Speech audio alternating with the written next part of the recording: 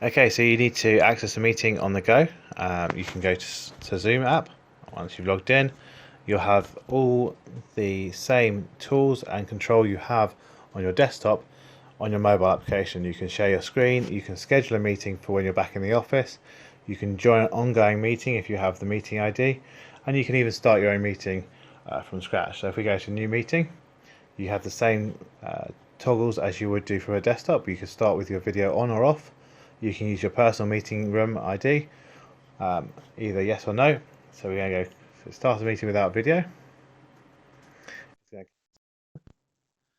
When you use Zoom for the first time on your mobile, it's going to ask you for permission to use your microphone and camera. So we're going to allow it to use our camera, our microphone. And then when we go to start video, we're going to be asking if we're going to allow Zoom to take pictures.